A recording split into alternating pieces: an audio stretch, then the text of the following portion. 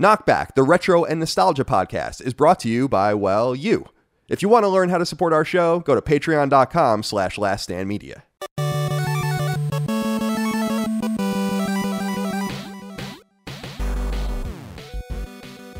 Greetings and salutations. Welcome back to KnockBack. My name is Colin Moriarty. I'm joined as always by my brother, Dagan, Kiddo Moriarty. Dagan, thank you for joining me today.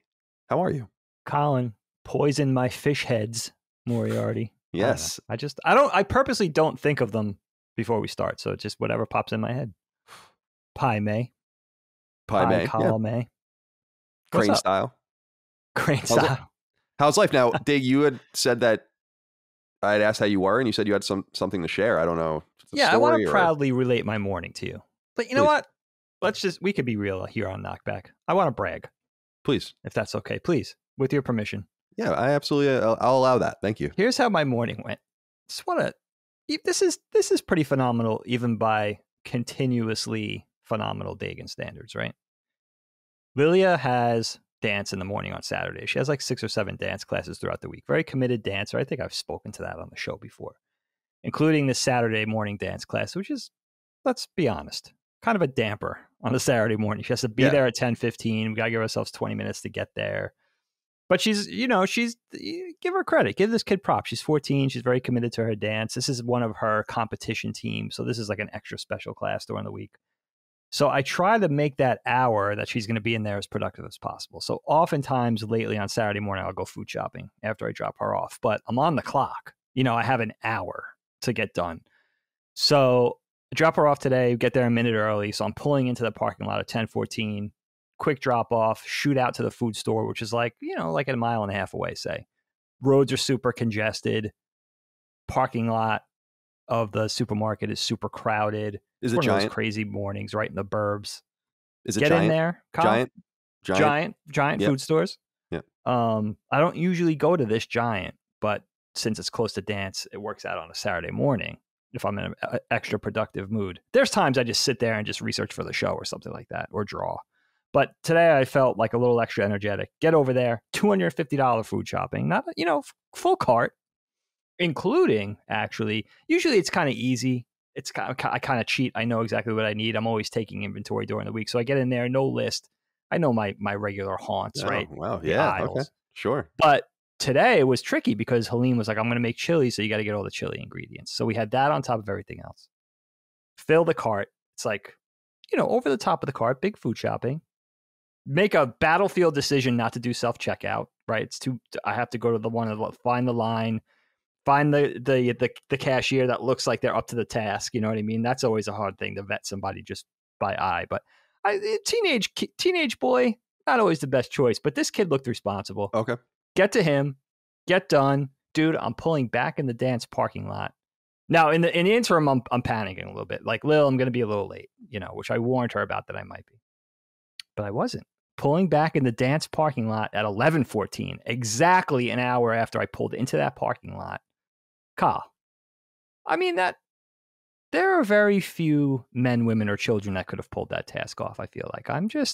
Now, this is kind of maybe in the genes because we've talked about Dad in the food store. He's an absolute maniac. He will actually make physical contact with old women and stuff like that. He's shooting down. I'm not like that. I'm more polite. I don't want to I'm very mindful about not getting in people's way, stuff like that. But I think it was handed down from Dad, like that food shopping prowess. Like, yeah, man, I just, I feel like I get back home, have a cup of coffee, do a little research for the show. We're here 1:00 on a Saturday. You and I a little after that. I feel like my day is done. After this podcast, I'm just going to kick my feet up. No, they're not going to let me do that. But I would love to kick my feet up. And just, have a stogie. Right. Helene's like, what are you going to do later today? So what am I going to do? I'm going to go hit the 18. On the back 9, I'm going to have a cigar. What am I going to do? I'm going to take care of it. What do I always do? Right. You know what I mean? Yeah. Go hit the back 9 with a stogie and, Larry and all the boys, then boys. Maybe I'll get the Maserati detailed. What am I going to do?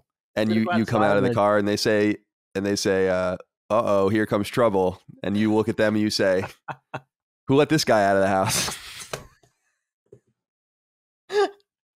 I like it. I feel Yeah. like this is a weird aside before we get to your day. I'm very selfishly monopolizing the conversation. There's right nothing now, to but really I say, so you feel go like on. this is one of, I don't think I've ever said this to you before. This is one of my great laments about not being there down there with you, Derek, Uncle Mike. I feel like we'd be a pretty cool golf foursome. Oh, that's a foursome right there, I'll say. You know what I mean? Like, I feel like like that would be, even if we did it monthly, like a weekly, I mean, God, that would be amazing. Even if we did that monthly, I feel like that would be a proper thing to look forward to every week. Yeah, I don't really have that here. You know, my friends don't I don't have any close friends in the area really. So, or, you know, even like my colleagues, they don't live here. They're all in Brooklyn. And you know what I mean? I work in New York. So yeah, that's one thing. I do talk to Uncle Mike about that sometimes. I'm like, I wish I was down there because you would teach me the game and we could have an excuse to hang out regularly. You know what I mean? But, you know, now I'm thinking, you and Derek are down there. Why not do that? I'll be a little jealous. We talk about it. Because Uncle Mike and I both live in the same, it's like a pretty big complex of neighborhoods. But you're close. And we're a mile away from each other. You were close. But and then, we're another probably a couple miles from Derek. But I say that only because in the middle of like all of our neighborhoods is a huge golf course that we're all, I think.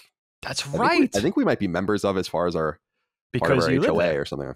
Yeah, sure. So, no, I agree. And Uncle Mike and I have talked about that in the past too. I like golfing. I'm bad at it. The thing that stresses me out about it is just I hate having people behind me playing a game, right? Like, yes, like mini golf you think of, right? Right. Like it could be, I imagine it's not pleasant. Like you have to let people play through or whatever. Like I want to go at a time and in a place where I know that like, I'm not playing. It's going to take me 10 strokes to get this ball into this hole in this hole on a par 5. Okay. You have to understand that like, I'm going to be playing so badly. Yeah. That it's going to take time. And I want to know that that's not going to be a problem because I know it probably will be. And that's fine because I would understand why that would be a problem. And therefore it kind of precludes me from, because I used to go golf sometimes on Long Island.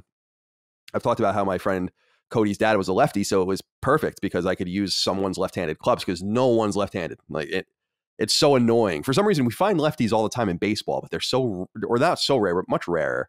I think whatever that McElroy guy's lefty, but okay. Is he really? But it's pretty rare, and so that was kind of like a way into for me. But yeah, I have to think about that because I've thought a few, like when I moved here, Allie had brought up before COVID, like it would be fun to even join like an adult kickball league or something like that. Oh my God, that'd be amazing. Even and I've thought about it, like if we just we kind of almost do have enough people around here where you could enter one of these leagues as a team, which I think would be even more cool. You know, could you do that? I would imagine so because I imagine it's there's probably these pay for leagues right with 10 teams and it's like okay and people join and then they get paired up and it's like okay we're joining as a unit of 10 or 12 people. We'll just be a team, Dude, that's sick. And then you get a sponsor, Vito's Pizza, whatever, Yeah, it'd be awesome. Like that would be super cool. Play softball or kickball or something like that. I like the idea of an adult like kickball league. I think that's awesome. I never even heard of that. That's like a wonderful idea. But you could do, I know what you're saying, but get on a program. Like if you guys get committed, like, yeah, you're going to have to go through that process of getting good enough to feel comfortable. But like Helene grew up on a really nice, where her parents still live, really nice public course, hit that on the weekday, get on a program where you go to the driving range once a week. You know what I mean? Like really, if I was down there, you guys would be in trouble because I think I would be, I know you guys are all about your fantasy football and you have your little things, but something where we could get together, weekly, bi-weekly, have a cigar, you know what I mean? Go out to eat after, make it a thing. That'll be fun. Well, come on down. We're all down here. I mean, everyone's waiting for you, but yeah, it would be a nice thing. But here's the other thing that I have to admit is that I don't want to. Ultimately, so many things sound like a good idea until I have to do them. So I like your honesty. That's just the reality of Colin, right? Where I'm one of those people.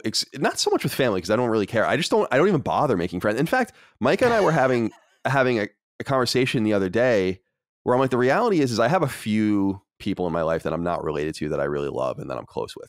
Yeah. And that is plenty. Like, I don't even feel like I sufficiently keep up with the Ramones, the Eric Castros, the Mike Popes anywhere sufficiently enough for me to add. And I really love those people. for me to add on some schlub that I've just met. You know what I mean? Like, no offense, but it's like, I don't have the time or and so I was telling Micah, like, some people lament their lack of social life. I need friends. And I'm like, I don't want any friends. I don't need any more friends. Right? Like, that's the last. I need a friend like I need a hole in the head. What I need is time.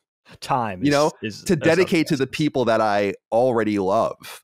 And to the tasks that I already want to accomplish and the things I want to do. I understand, dude. So I really do try to be realistic about that, because I know it's turned into a meme where people are like waiting for each other to cancel plans like at the last minute and like who will do it first. And it's like, I get that. So I don't even put myself in those situations anymore. Although I'll say the other side of it, which is, especially when I lived in San Francisco and, you know, I still had friends, which was when I would get out and it'd be like, you know, Greg or someone would be like, let's go to the bar. Let's go. And 10 minutes out, I'd be like, all right, then I'd be fucking drunk and totally fine and having a great time.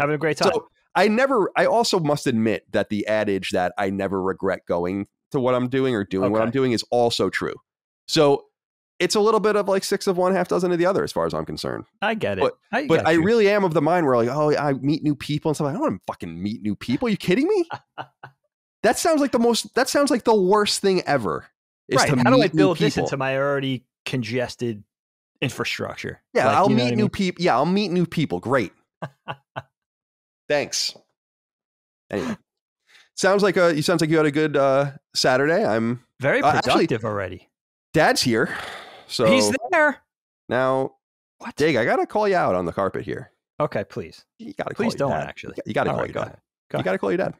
I do. I'm like 2 days past supposedly having to call him. I didn't know he was going to be down in Virginia, though. That kind of makes it.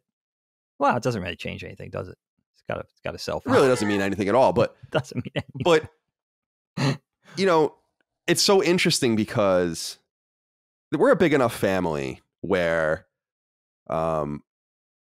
we unintentionally triangulate because someone has already talked to someone else. Right. Yes. Yep. And so it's like everyone, I mean, in my experience forever, it's always been like one of the first things anyone asks someone is how someone else is. Right. Like, yeah, all right, you're here. How is this other person? Right. Like, that's always the way it is. And everyone always asks me, how is Dagan? Right. And I'm like, he's fine. You know, because we talk all the time. Right. We talk. And he's like, have you talked to Dagan? And I'm like, I've talked to Dagan. and people are like, I'm waiting for Dagan to still tell me he has a job at Nickelodeon or. I did on the show. You know, like sadly, your best friend, PJ, who we love very much, his father has passed away. You have to go to Long Island for that tomorrow shortly. Yeah. And, but even then, that was like a thing like people were discovering from each other. And so the triangulation all points in one direction right now, Dagan. Yeah, I understand. I did text. You know what's also problematic about that? Like I texted you, Allie, and Dad about Mr. Williams passing, but I didn't think to even tell Mom and Dana because they're a little more removed from that scenario. Like you were really good friends with PJ, so was Allie. Dana and Mom were a little bit further from that, and Dad, you know, Dad's always been instrumental in that whole equation too. But really, I should have just texted everybody. It didn't really make sense, you know. So, yeah, and then there's like, you know, I don't want they haven't expressed this. Dana and Mom haven't expressed this to me. They're both generally really cool, but you know, I don't want anyone to get butthurt that I left them out of the text, not thinking, just irresponsible, you know, type of thing. Yeah, life gets too busy, dude. I'm very bad at juggling the social thing, let alone with like friends that I miss, like PJ, right? Exactly, like my friend Colin, like people that are dear to me, that I just don't get to talk to and think about. Like I was talking to my friend Jeff that I grew up with on Long Island. He's out in Marin, out in San Francisco area. And you know, like I haven't talked to him in 10 years and we're just kind of like messaging each other on LinkedIn. It's pathetic, dude. Like I have to find a way to build it in. And you know what the thing is too? Like Aunt Joni always says this, like she leaves me this caveat where it's like, listen, dude, just like call me for 3 minutes and say like, I don't have that much time. Work is really crazy. I'm juggling. I got to go food shopping, make dinner, whatever it is. But like, just tell me like, what's up? Like just check in, you know? And that's a really good system to do. But I think it's much like you going out on the town for the night. Like once you get out there, then you're enjoying just hearing that person's voice. And then you don't want to get off the phone after 3 or 5 minutes. So the discipline to actually just have the 5-minute conversation, that's what's going to be really key for me. I just got to get the ball rolling, you know? So I don't know. Wish me luck. Yeah, no, no, I understand. I mean, that's what I'm admitting basically, is that I'm just past that point, right? Where unfortunately there's just, I appreciate when people reach out to me, like random people from my past, friends, because I'm somewhat of a name. People can encounter my name sometimes, whatever. And sometimes I just hear from people, and it's like, I have to, in my mind, have a sort of card catalog of where people are. Like, I just can't, things are kind of just the way they are now.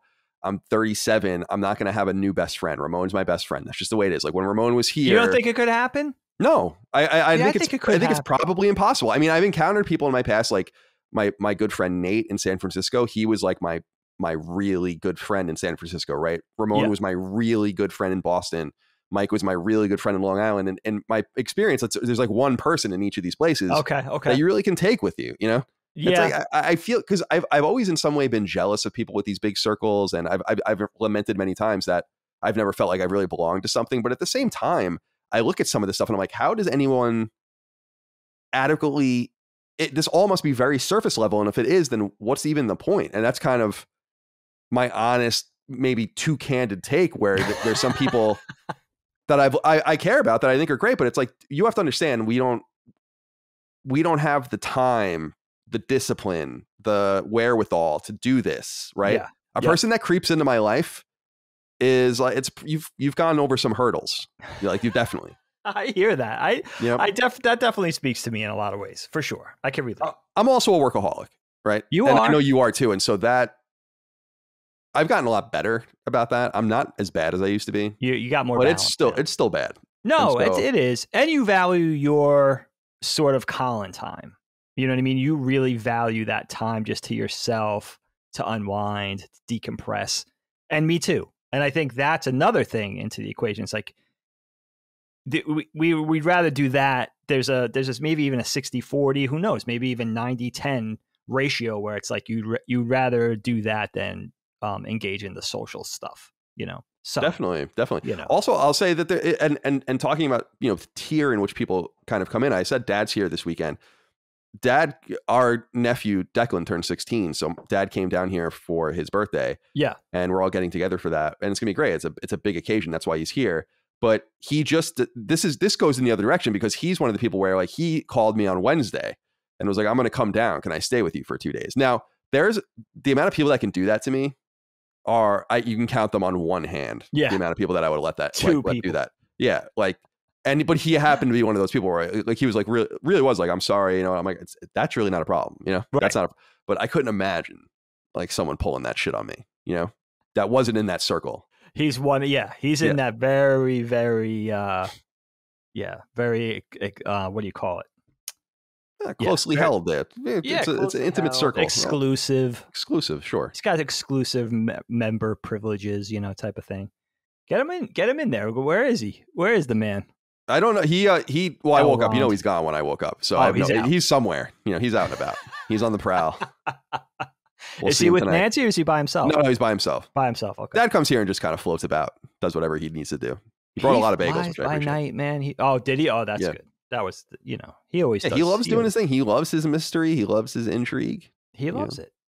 Easy pass wrapped in foil. We won't go there right now. Yeah, we don't have to do that. Get him on the show at some point again. All right. Absolutely. Dig, Kill Bill Volume 2. Here we go. It's time. 2004. The second half of the Kill Bill saga. We just did in the order that we were recording. I think we'll probably put them up in order too, but Kill Bill Volume 1. So I would encourage you, of course, to go listen to that first, watch that first, and we'll move into Volume 2 here. Presently, I'm curious what you make of this film. I had never seen this one. So as I said in the previous episode, I saw Kill Bill Volume 1, but I don't really remember very much of it. But I positively never saw this movie, the Kill Bill Volume 2. There's just no way I saw this. And so I didn't really know what to expect. And I was quite pleasantly surprised, actually. And we have a letter here from Hidari Shitoro on Patreon. Remember, of course, you can support us on Patreon at patreon.com/laststandmedia for early ad-free access to every episode of our show, the ability to submit questions, comments, concerns, thoughts, and ideas to our show, vote on topic ideas, submit topic ideas, etc., Bring them in, my friend. etc., etc. Do it with us. Yes. So we put up a thread for this. I got to be honest. Every once in a while, I have to bring people to task. The volume 1 thread left a little bit to be desired. That's why you guys weren't included. You guys volume got vetted. 2 thread, a little bit better. Well, not a little bit, actually, substantially better. So we have better inquiries here. Interesting. I don't want to have to discipline you guys like this. Well, so let's really keep it focused and keep it solid. Let's keep it pithy. Quality driven, right? Right, of course, always. But thank you so much for your kindness and support over on Patreon. Couldn't do it without you. And of course, laststandmedia.shop for merch if you're interested. All right, Dig, let's go to Hidari Shitoro. He says, hey there, Compact Disc. How did you feel about the tonal shift between the two films, going from an Eastern-inspired action flick to a more traditional Western?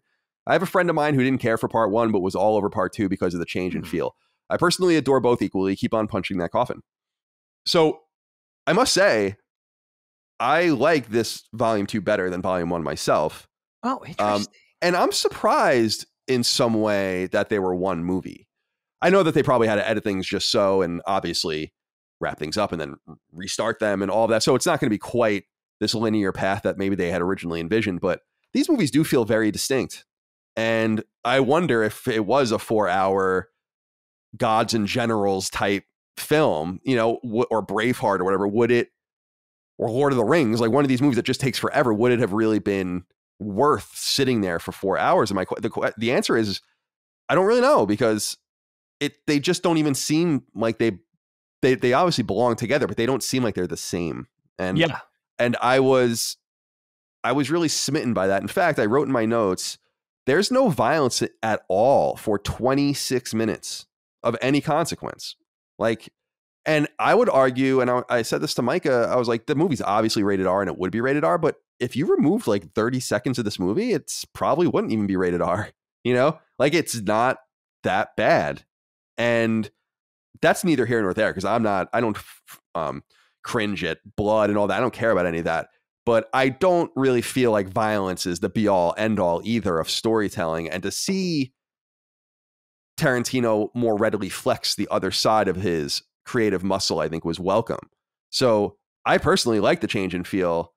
And as I've said many times, action scenes are cool, but my mind kind of spaces out after a while and it becomes just a black screen with brackets and it says action on it. And I feel like there's no room for that in this. So there was no point in as cool as the the Blue Lotus or whatever restaurant fight scene was in the first one, right? It was kind of all right. When more guys show up, I'm like, I get it. This isn't, I'm not playing a video game, so this isn't really that interesting to me. Right. You're just watching. You're not interacting. Right. But here it's I feel like it's much deeper and and some of these characters like Bud are really interesting and intrigue me a great deal. So I'm curious, based on Hidari's inquiry, thank you for writing in, what did you make of Kill Bill Volume 2 and specifically about the difference in maybe tone and tenor of the two? Yeah, I mean, I like that they're different. You're making me think about action in general, Kyle, when it comes to movies, film and TV. Also, because it's true, action is really tough because what hasn't been done? You really have to come with something special, a stylized treatment, a certain tone, something in the offing to make it stand out from everything else. I think of John Wick, they did there's a magic in that, even though action's been on the screen for 100 years, so that is tough. I do like that the two volumes are different. I mean, first of all, going back to 2004, right? It occurred to me this morning, I was still in my 20s when this movie came out, and you were in your teens, just old enough to serve in our country's military. This movie's going on 20 years old. That's insane, know? And I love that they're different. Yeah, I always thought of this. First of all, I'm extra excited to talk about it with you, this volume, because you haven't seen it yet. So I really wanted to get your take. I thought that would be fun. And I hadn't seen it in a while. I have these two movies on DVD and I can't find them, which makes me realize I have I must have a big Rubbermaid bin that got lost in translation somewhere when we moved here 10 years ago that I still have to unearth and see what's in there.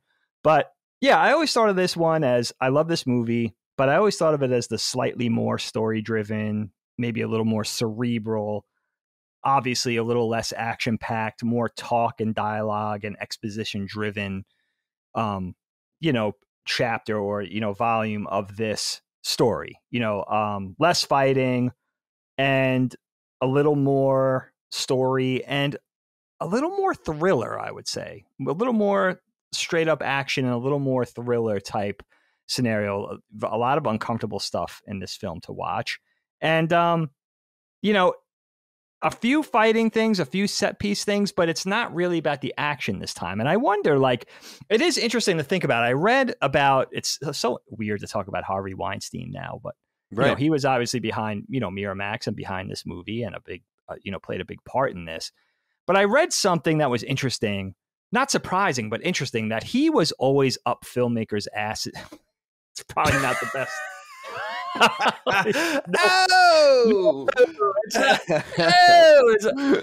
All right. My choice of words is a little suspect there, but he was always really pushing the agenda of breaking things into two halves, because like making things shorter, which does speak to a movie executive just in terms of making more money and profit, right? Like Quentin, super important filmmaker, box office draw, like you got this 4-hour thing, you know, apparently Tarantino and his camp were pushing to make this like you had said, a Lord of the Rings type epic one piece thing that went into theaters. But Weinstein was like, no, we need to break it into two. And that does make sense in terms of like something good that is going to, you know, you're going to make more profit off it if you do that. It's very simple. You don't have to be like Albert Einstein to realize that. But I do wonder how it came off once that mandate was passed down. Like, was it intentional for the two halves to feel so different? But I like that they feel like they stand on their own that way. Obviously, it's one cohesive story, but they feel like different films in a lot of ways. And I think it's Tarantino flexing like his send up action, kung fu, like how he does really energetic and kinetic stuff in chapter 1. And then he's flexing his other set of muscles in 2 with his writing, with his memorable dialogue, and with character, you know, which he's really good at too. So I feel like it's almost like an action set piece for one, and then Tarantino's other thing that he does, which is very Pulp Fiction-esque, where it's like just memorable scenarios and story and character and dialogue. You know, dialogue is a really important part of this volume too, I think. It's, I think, essential, if anything, because I agree with you. It's like yin and yang. I think these two movies are really fascinating as one, of course, but it reinforces as well what I had kind of reiterated, this feeling I've been developing as an adult with Tarantino, where I'm becoming quite the fanboy of this person, right? Where I don't really know very much about him. I have not seen him. I don't get into shit like that often, where it's like I'm going down the rabbit hole of people. Like Christopher Nolan is another example who I absolutely am obsessed with. And I don't know much about him, because I'm just like, I just know this man speaks to me with his films. And every time he releases something, I want to see it at some point. That's really smart. I like that approach. And I think, I mean, it's not out of anything. I'm kind of that way with games too, where I don't need to know too much. Like I really want to focus on the product itself. That's what's interesting to me. And I've really begun to be like, holy as I said last time, Jesus Christ, this guy is really onto something. And I really like how this movie, Kill Bill Volume 1, really, it's so weird. Like it's such a strange movie. I imagine if that movie kind of just existed on its own. It could, if they just removed Volume 1 and it was just Kill Bill and it was just this weird story and it was unresolved. Lots of stories are told like that. But I do love how you're curious, like, what is this all about? What is this even all about? You know, at the end of the movie, the end of the first movie, you have no idea what is even going on. And I love how he wastes no time in the second film getting right into explaining things. And I think so immediately it changes just like that. We go to the Two Pines wedding chapel, the massacre at Two Pines, as they refer to it, El Paso, Texas. And it's the mystery at the center of the story. And I like how it's just, there's no more bullshit. Now we're going to get into exactly what happened here. And there's a lot of cool stuff. I like Samuel L. Jackson's cameo here, which is, you know, charming. How crazy is that? He's smoking. I noticed multiple times. I don't know if it's intentional or if it's a product placement, but they're all smoking American Eagle cigarettes. I don't know if you noticed that. No, I don't think I did. You know, the only reason I know that is because our dad used to smoke them, and they're stamped with that Eagle logo on the side, like that very faint Eagle logo. And you see them smoking that over and over again, including Samuel L. Jackson. But there's this amazing line when the bride, Beatrix, and Bill meet each other, and she says, "How did you find me?" And he says, "I'm the man." I'm the man. I love that line. Like that's an amazing line. So What do you make of this intro and our introduction to Bill, David Carradine? David Carradine, dude. He's so good. You know, I was introduced to him in the early 90s. Maybe it was 92 when the TV show came on, Kung Fu: The Legend Continues. Yes, and Dad and I bonded over that show. Because he's the one, I got into it. I thought it was a very campy, you know, you have Kwai Chang Caine, this, you know, I guess he's like a Shaolin monk type. And then he's got, I think that the show went that like it was his grown son and his son was a cop and they kind of like, they fought crime together basically, right? It was awesome. And Dad is the one who's like, no, dude, like this is a spinoff of or a continuation of an old series that also, of course, started a younger David Carradine called Kung Fu. And then he's the one who taught me like, no, this is a remake of something that already existed, and then went back to discover Kung Fu and then got into The Legend Continues with that. And it was campy and kind of cheap. And it seemed like it was always like a low budge type production. But like for some reason, we just dug it. That was my introduction to David Carradine. And of course, for Kill Bill, it felt like, you know, a very John Travolta-esque turn that Tarantino did so well, right? Like where he takes an actor or an actress in obscurity and reintroduces them to everybody and makes them a household name all over again. And it felt like that with David Carradine. And of course, they're channeling that old martial arts entertainment heritage with Carradine, but he's got something different. You know what I mean? He's got a real charisma, this guy. He's got a charm. And you could see like, he's almost like to us what he is to the bride, to Beatrix. Like he's like the guy, like the father figure, the mentor. You love that voice, you know, that crackle. And like, you just like, he tells the story of Pai Mei, for instance, like, wow, I could listen to this guy tell a story about anything. He's just got that intonation. He's just got that warmth. And he feels like your dad or someone to look up to, you know? And I think I was really into like I went through a real biography stage in the aughts where I read like everybody's biography. Didn't matter. Politician, sports figure, artist, actor, filmmaker, whatever. Like I just devoured biographies. And I read something, I don't know if it was authorized or unauthorized. I read a David Carradine one. He was a really interesting dude. He was really a family man. Of course, there's a lot of controversy behind his death. Maybe we'll get to that. But he was a really interesting guy. And it seemed like a lot of him was like in his on-screen personas as well. Like he carried through a lot of himself into these parts. And he's a big part of this story in Volume 2. And we'll talk about him at length, I'm sure. But you know, this opening with the chapel, with the massacre in El Paso, meeting Bill for the first time, it's just iconic. You know, it's like there's a lot of iconic stuff from the first volume that we talked about, but this one, there's so much to say, but also like what I think about instantaneously, even before going in and watching again, is that, you know, famous slow truck out of the actual massacre taking place. And the fact that like we talk about violence and Tarantino not shying away from like showing on-screen violence and gore and not being afraid to go there and make us uncomfortable and make us squirm and cringe and everything like that. But this one always surprised me because he's also not afraid to show that, you know, like just to show and not tell. And this is an off-screen violence. Like you don't see the massacre go down, you know, it pulls out and you're seeing it and hearing it from the exterior of this church building, of this chapel.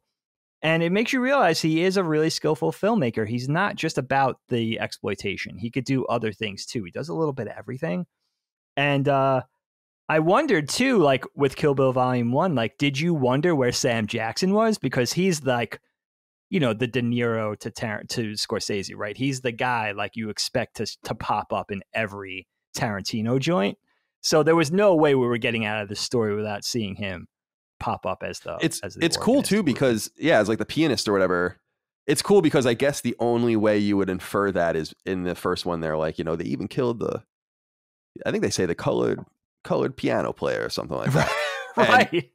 And maybe like an astute Tarantino fan would be like, that is maybe a hint that he'll be in it at some point.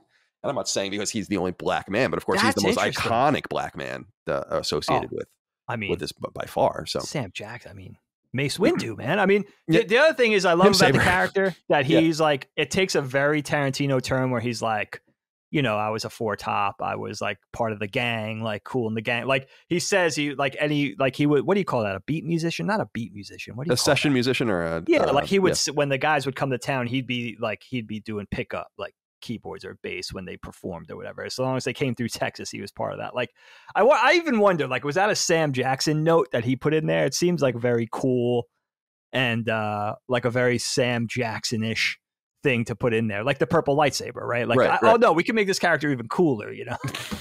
Make it more iconic if I'm the only man with a purple lightsaber for some reason.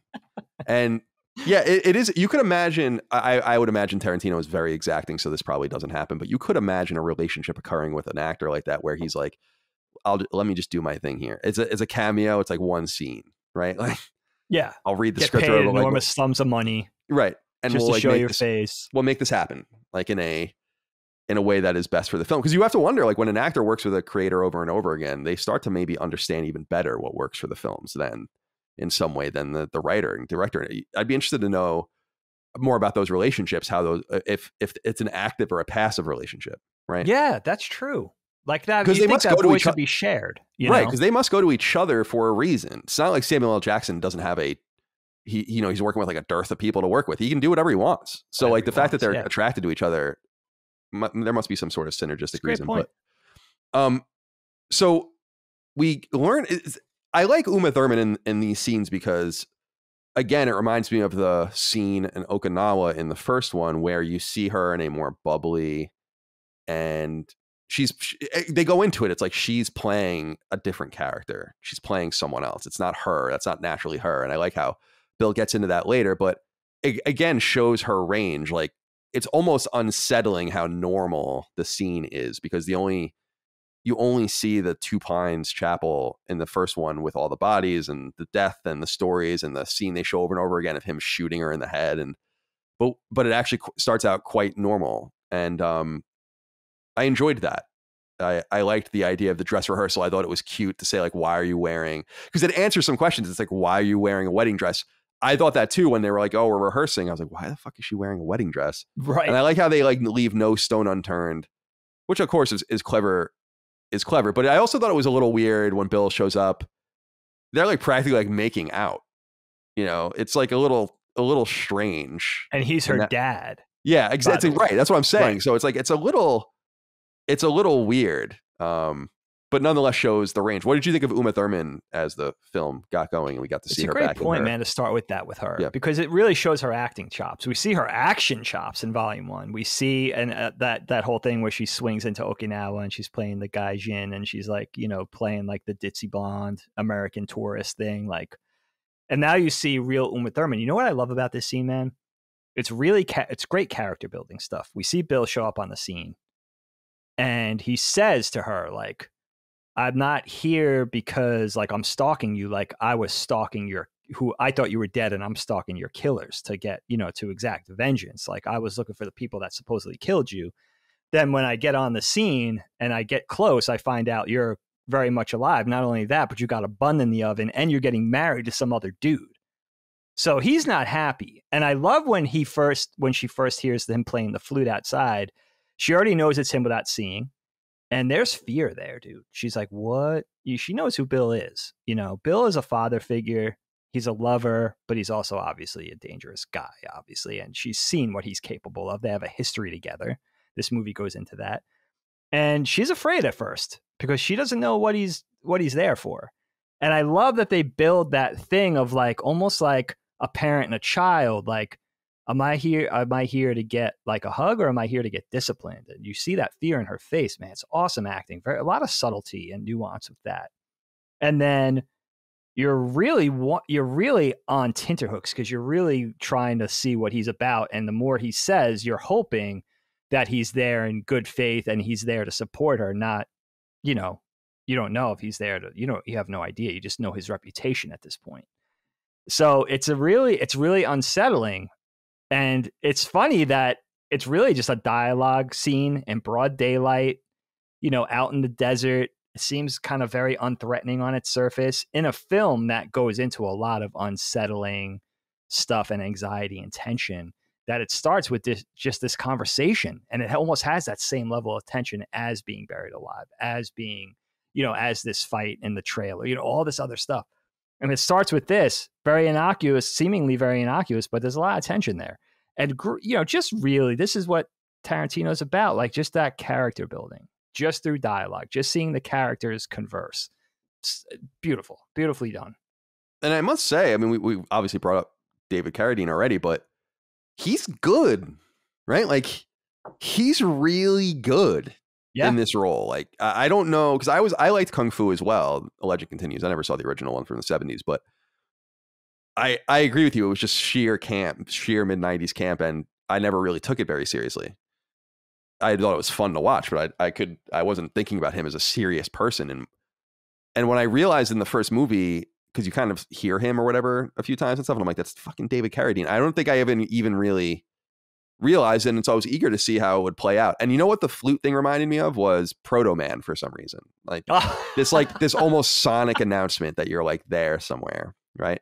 And did I ever tell you that Lilia is afraid of that Proto Man whistling? We're talking about Proto Man from Mega Man. No, I didn't know. That's She's awesome. like, that tune, like, for some reason, like, freaks her out. That sting, that whistling sting thing that he does. Yeah, I wonder what she would think of. Thing.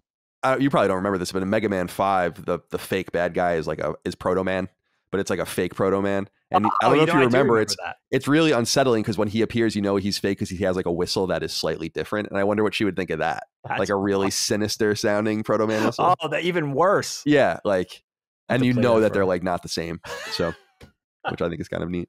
My kids are strange. Oh yeah. Aren't they all? Kids are just strange generally. Kids are strange. That's true. I like the line where Beatrix the bride is explaining who her new husband or her man is, and it's cool. Like, she works in a music shop and she's going into that, and she says he's fond of music, and he says, "Aren't we all?" And that's another really great line, because we talk about that a lot, about how weird it is when people are like, "Oh, I don't like," you meet a person every so often that doesn't care about or listen to music. I find that so weird. I find that so impossibly weird. And I like that line kind of acknowledged that as well. Now, I wanted to ask about a character that we hear a bit about, but get to know much better. And it's Bud, one of the assassins. I couldn't wait to talk about Bud. Timothy Martin wrote in and said, "Hey guys, do you ever feel kind of bad for Bud? Seems like he very clearly ended up with the short end of the stick in the whole international assassin game. He also has by far the least glorious death. He's the only man Bill ever loved." So Bud is Bill's brother, and I really like this character a lot. And Michael Madsen, of course, the amazing. He's an icon. And I feel like you're always expecting it to go off. Like, you understand the capabilities of this man. In fact, because he has a sword, and the bride says in the first one, like, everyone, because when she's fighting Vivica Fox and they're talking about fighting with blades and all this, it seems like everyone kind of has their own weapon of choice. Very comic book-esque, certainly Kung Fu movie-esque. And that his weapon of choice is a sword. He has a Hanzo sword. Bill asks him if he's been keeping up with this swordplay. He kind of just scoffs at him. He's clearly not, but you keep wondering if this is going to go off. Like, at some point you're going to see that. And I kept watching, being like, are they going to go off? Like, is this going to happen? Is this going to happen? And I love the scene when she walks in and he just fucking shoots her. And a very Indiana Jones-esque scene, which we had talked about last time, and fulfilled me watching one of, and I don't know if we've ever gone into this. I think we have. Like, my great fear in life is getting buried alive. It's the reason why I insist on being cremated. Like, I insist on it. That's the okay. Yeah, I absolutely insist you must incinerate me, even because then there'd be nothing left to chance. And watching it was very creepy as well. So there's a whole lot of Dr. Evil type, let's just kill her already kind of shit going on in this movie, for sure. I'll go to my room and get my gun and we'll kill her together kind of stuff. But at the same time, we spend all this time with Bud waiting for it to pop off, and it never does. I really dig this character. Out of all the assassins, he's the most intriguing to me, because we still don't really understand like what role he played or like what he was capable of. We don't really. He takes like the easy way out, and statistically, like berries are alive. So what do you think of Bud? Oh, dude. Can we talk about Michael Madsen for a minute? He's a guy who, for me, like, he kind of like delivers the same performance every movie he's in. He's just got a different name and a different outfit. And there's a great camp to his acting style. And, you think of like his roles, his epic roles, like Mr. Blonde in Reservoir Dogs, or Sonny Black in Donnie Brasco, or Bud in Kill Bill. Like, there's something to his acting style that's very distinctive. There's a camp to it, but it's also fun.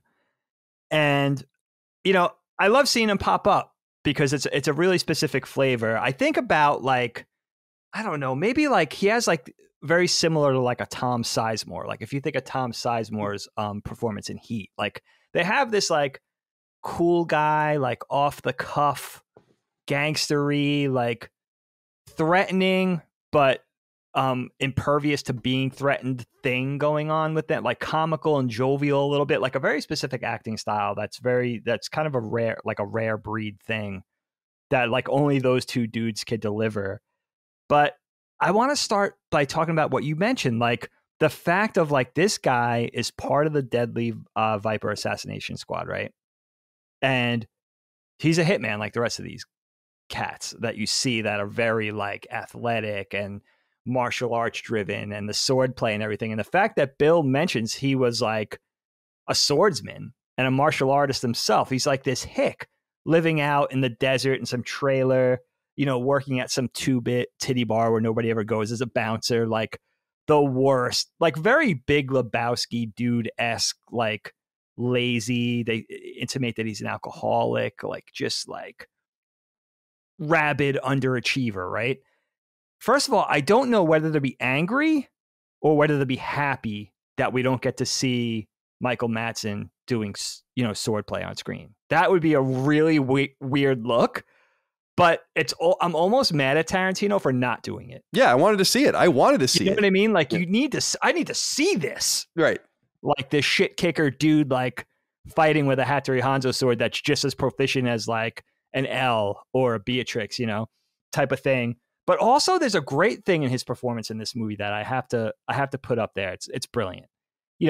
Bud's got this very like, obviously he's this underachiever, right? He's like down on his luck. He's kind of like half resigned, lazy, obviously extremely lazy. And the other half of him is just like, doesn't give a shit. Like he's just kind of phoning it in. Like he's over it. Like he's just, life's got him down and he's just fun. And, the way he acts is amazing. Like he's just tossing things. Like you see the surroundings, you see his environment, right? Everything's just tossed around. Like he's got a bucket of chicken on the counter that's been there for God knows how long. Like, it's just a mess. But he's also got this thing where he's just chucking things around, like he's making frozen margaritas and he's just flipping the lid of the blender and throwing it against the wall. And then he's pouring and he's half getting it in the glass. Like he doesn't give a shit. Like he's completely he's just phoning it in. Like he's checked out already, this guy. He throws the ladder in the back of the pickup truck. Like nothing's just gently placed. Like he's just over it. There's a great consistency to his performance with that he just keeps doing shit like that. That's really comical if you watch. When Elle finally arrives and he's making them the drinks, like he's just, you could tell the guy's just fucking done. Like he's just put a fork in him. He's finished. You know what I mean? He's being mistreated by his employer. Can we talk about that scene for a second? Sure. With his boss, Larry. Sure. First of all, dude, that guy, Larry, played by Larry Bishop. This is one of those cool bits of research. That's Joey Bishop's son. That's the Rat Pack Joey Bishop's son in real life. How crazy! That's really is interesting. That? Yeah. What a great. I don't know too much about Larry Bishop, and he plays the part of Larry. Obviously, a character actor. I looked at his filmography. Like, did like Laverne and Shirley and Happy Days. Like, he's been around for a long time. This is one of the great character actor performances when he's sitting in that back room. He's got the shotgun next to him. He's got the hooker doing lines of cocaine, like the stripper doing lines of cocaine with him. Be somebody, dude. He said, "Tells her to be somebody." Time for Buddy. And he's like talking under his breath, like if you watch that performance again, he's half drugged out and he's half just angry. and Buddy's there and he's picking on the hat and Bud's there and he's like, he's repeating everything under his breath that Buddy's saying to him. He's like, there's nobody out there. It's just like, it's a great 10-minute performance. Like one of the great character actor performances I can remember that's just so funny. And it's also great because it makes you realize this is the world that Bud lives in now. He was like this notorious, highly paid hitman, one of the most dangerous dudes in the world, like jet setting, taking contracts probably to the tune of hundreds of thousands of dollars like a month. And now he's like relinquished to this like shitty part of the world, working this shitty job where he can't even do that right. It's such a great, like one of my favorite, right up there for me with the Hattori Hanzo bit from the first one. Like just a great little character building moment that's like, yeah, how did this guy fall from grace to this degree? Like it does elicit a little sympathy, but it's more humorous for me. It's funny. I think it is too. And I think that very intentionally Tarantino plays with the expectation that we're going to see things go off. I mean, even in that scene that in the office, like you were saying, there's a shotgun prominently in the scene. And you're expecting that is going to be something that is included. I think that the zoom in on the blender is another scene where it's like, oh my God, like what are they going to do with this fucking thing? Yeah. And I love that they just don't ever fulfill the expectation. It just really bends the story like light around a black hole where it just wings it in another direction. And I love that. And I think it's one of the cool things about the movie. I really like this character. And I am kind of half frustrated that we never see him go off because I think that would have been awesome. Because I knew when he was talking about his sword, I'm like, he's definitely lying about his sword. Did you know that was intentional? Huh? Did you see? That's something I didn't when see. He was like, I saw it with that paw on the sword or whatever. I'm like, I don't think so. I don't think you did. See, that was one thing I said in my mind, like in my gut, and it was hysterical because he's like, that's priceless. He's like, well, here in El Paso it's worth $250 or whatever. It was pretty cool. So I really liked that character. How did you deal with watching his confrontation with B and how the buried alive thing? I mean, did that was it rough for you to witness that? Dude, I mean, first of all, it's true. You remind me of something. The misdirection with that character. It's like you see the bride like go after and succeed against these notoriously like crazy people. Vernita Green, like you see that knife fight. Like this girl, like she might be a housewife now, but she hasn't lost a step. Like she could fight. And then like taking out like a Yakuza, crime boss in Oren Ishii. And like, you're like, when she comes for Bud, you're like, oh, this guy's fucking done. Like, there's no way. Like, you see what she's capable of. The bride is just going to have this guy for breakfast. So I love that Indiana Jones, like Raiders misdirect where it's like, yeah, he's on top of it. You know what I mean? It makes you realize like, wow, this might have been the most badass dude of the group at one point. Like, wow. Like, again, that fall from grace. But yeah, man, the buried alive thing, very, very difficult for me to watch. I have to fast forward through it a little bit, actually. I've seen it already. I probably talked to us on the show before, talked about this, but I'm a really bad claustrophobic. Like I could barely go in an elevator. Like I go in an elevator if out of necessity, but I'm not happy about it. Like, and that is weird because I didn't grow up with claustrophobia or being claustrophobic. Like that's something that happened to me probably in my 20s.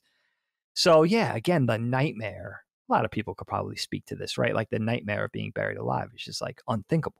It's fucking unthinkable. And again, like not only to show how notoriously evil this group of people are in the film, but again, like showing, like doubling down on like Tarantino's not afraid to go there. He's going to put this person, this hero in the worst possible predicament for her to get out of. Like we saw with Volume 1 with being prostituted as like a, somebody in a coma, like, holy shit, very difficult to watch. Very uncomfortable. And I love the way they tie it to the 3-inch or the 5-inch punch that Pai Mei teaches her. So they interwove that whole thing, which is really clever. And you're wondering, like, how is she going to get out of this? Like, how much worse can it get for this person, for our protagonist? Such good shit. And also like the fact of like, even though Bud's not up with his swordplay, and he doesn't have this physical prowess, or he doesn't care to try, whichever one, or a combination of the two things, he's still going to get the best of this person. It's like, who you know, it's really good shit. Like, who is this guy? Props to Tarantino and Michael Madsen for building this character and putting the bride in this fucking scenario where it's like, you know, they bury her alive. And the whole thing of like, you could get buried alive with the flashlight or with the can of mace in your face. Like, dude, just good shit, and very, very hard for me to watch. I can't imagine anybody enjoying that. You know, it's like, oh my God, can we get out of this situation already? Like, how long is this going to last? It's tough to watch. And I do agree that it is cool to flash back to this mystic character that I guess they're all somehow associated with Pai Mei. I love, by the way, whoever plays this character and the way they play the character is just, I think, hysterical. Yeah, like the constant, like the constant, that's Gordon Liu grooming. I don't know anything about this person, so. Oh yeah, I got to school. Yeah, so talk to me a little bit about him. School me. So he's a Hong Kong Chinese cinema superstar dating back decades. And, you know, like I grew up, you know, we come up, my generation, Generation X, you know, it was like the whole thing in the early to mid 90s with Wu-Tang Clan sort of putting it on our radar. But also, I talk about this a lot, a surprising amount, but like growing up in New York with Channel 9, WWOR TV, it was kung fu movies on Sunday. It was like Asian cinema. It was like Toho, Godzilla films, Shaw Brothers, Hong Kong cinema, Japanese stuff, like, you know, like old, like serial, ninja serial samurai movies and stuff like that. Like we grew up with that. Like it was like a heavy pop culture dose of like, for whatever reason, I never really researched into that or wherever else that was on like the country's radar. But in New York, growing up on Long Island, like that was a thing. And like Aunt Joni's generation, like I remember her old boyfriend, Uncle Tommy, like that was his thing. Like have a beer, Sunday dinner. Like after Sunday dinner is over by like 2:30, like hole up and like watch kung fu movies with beers. Like that was a thing. Bruce Lee, whatever it was. And Gordon Liu was a big part of that. Like if you guys want to go into Gordon Liu and look at one of my favorite Gordon Liu vehicles, there's an old movie that I just happened upon in chance. Like I bought it from like an anime shop in Philly in the 90s called Heroes of the East. It's also sometimes called Shaolin Challenges Ninja. And it's really campy, awesome kung fu movie about like a Chinese prince who's betrothed to like this Japanese, like this wealthy Japanese girl. And she's really schooled in Japanese martial arts disciplines, ninjutsu, bushido, and all that kind of stuff. And he's really schooled in kung fu, the Gordon Liu character. And they have this like, they're husband and wife and they love each other, but they have this rivalry about what style's better. So it's like, they do like Taekwondo or whatever it is, like whatever Japanese fighting arts it is versus like crane style. And they do like, they compare Bushido versus Chinese swordsmanship and like the different spear styles. And they pit the Shaolin stuff versus the Japanese stuff. And you get a taste of everything. It's like the Japanese guy, Sai specialist, fights like the like butterfly swords and stuff. So it's everything like, it's super cool if you're into like if you want to nerd out. That's what I always remember. Like that's probably like a mid-20s Gordon Liu, like just beating the shit out of everything. Like so good at every sword style, every martial art. Like he's so great, and it was so cool that for Tarantino, like Sonny Chiba, to call him up to play the role, and he plays I forget the Crazy 88, the head of the Crazy 88s in part 1. He plays that character, and then he plays Pai Mei. He reprises his appearance for Pai Mei in part 2. And he's like, you know, like a Chinese martial arts master. Bill relates the whole story that this guy took out a whole Shaolin temple's worth of dudes just for like insulting him, like not returning a nod type of guy. And he's one of Bill's father figures, one of his mentors. We already met Hattori Hanzo. We'll meet Esteban in Mexico. And this was another one of like Bill's mentors that he gets to train the bride in these like Chinese martial arts and kung fu. So good, dude. What did you think of this sequence? It's very reverential to old martial arts films, Kyle, Certainly. And you know, pays a lot of homage and makes a lot of nods to those things that Tarantino is singing the praises of. It's first of all, yeah, especially to me, more of a novice film person, the zooms especially were nice call outs to those old kung fu movies, like how they'd zoom in on a character, and So good. like I really enjoyed that. And I thought that it was cool that they played up the camp pretty heavy here, because I was wondering when the bride is buried alive, I'm like, what the hell is going to happen here? Like, how is she going to get out of this? And the last thing I expected was that it was going to be some sort of almost supernatural occurrence that she just, gets out of this 6-foot grave. I thought she was going to get dug up by someone or something like that at the last second. So it was cool to carry that together. And I also think it's cool how they bridge the Elle character to this training session, how she loses her eye and how she's kind of a less disciplined character. But yeah, I enjoyed the Pai Mei sequence and how he's very casually talking about how he just kills at will and does whatever he wants. And So he that weird eye grab he does on Elle, which is then later done to her other eye. I wanted to talk a little bit about Elle though too. She's back in this. I'm wondering what you think about, why do you think she's the only one that's really focused on in both films as far as like the assassination squad? She's the only one you really see in both films in any major way. Like, for instance, I was a little disappointed that we didn't get more Vivica Fox in this. I was kind of hoping that there would be some sort of flashback scene really seeing them all together, which they never show, which I actually do find weird. That is strange. Why wouldn't you have some, not fighting or anything, but maybe them just all together, talking or sitting at a table or something? Like, it would have been cool. So I did find that a little bit of a peculiar thing, but I was wondering why you think the focus on her as opposed to the others. Like, we barely get to know the other characters in comparison. When you compare Elle to Vivica's character, it's night and day. We don't really get to know anything about one, and we get to know quite a bit about the other. So what do you think? What do you think about the focus on her and why that might be? Yeah, this film makes you realize that you don't see Bill interacting with the Vernita Green character, with the Vivica Fox character at all, and you don't see him interacting with the O-Ren Ishii character. You don't see any relationship between those characters. You see Bill sort of interact with Sophie a little bit at the end of one, and of course you see him interact with his brother Bud, and you see him interact with, besides Beatrix, Elle is the one character, assassin character, female, that you see Bud interacting with. And I do wonder about that. You see the biggest bond of relationship between those characters, and it's not even touched upon with some of the other characters at all. So it already develops this inherent, at least the way it was edited, right? This inherent hierarchy of which character is more important than the other. Now, you find out later on that Bill is smitten with blondes, right?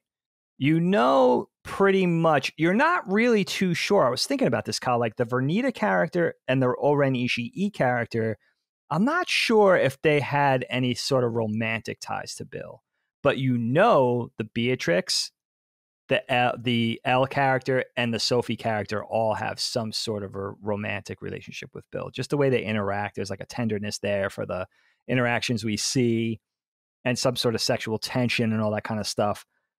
And it is interesting, and it makes me realize like the Elle and the Beatrix character probably had the biggest internal rivalry. I think they even speak to that. Like the Elle character says, like Bud talks about, like, which R do you most relate to, regret or relief, and not having your rival around anymore. And the Elle character says, like, yeah, she kind of relates to that. She's like, yeah, like it's going to be hard not having her. Like, and I can't believe you killed her. Like she deserved a better death than to die at the hands of Bud. Like, there's a reverence there and a rivalry between the two that we see. Like, even in the first one, Elle is going to give her like a lethal injection and is called off at the last minute. So here, like you could see it's something personal, whether that's vying for Bill's affections or whether it's you see they're pretty evenly matched fighting, even Elle with the one eye when they do the whole set piece battle in the trailer. So there's some sort of rivalry between Elle and Beatrix that's a little more pronounced than maybe the other characters. It's a little more personal between those two, which is interesting. And Daryl Hannah is really good, man. She's really good in this. It's an interesting character for me because as an actress, I know she's done a lot of things and she's like a household name, but besides this, like I go all the way back to like Splash. Like I don't even know a lot of stuff that she's done. She's still iconic to me for some reason. Like I know she's done a lot of stuff in between those two projects, but yeah, she's really good in this. And supposedly it's rumored that she's going to come back in this supposed Kill Bill Volume 3. It's going to be like an obviously blind Elle, spoilers, Sophie, armless Sophie, basically looking after little Nikki as like her mentors, little Nikki Green.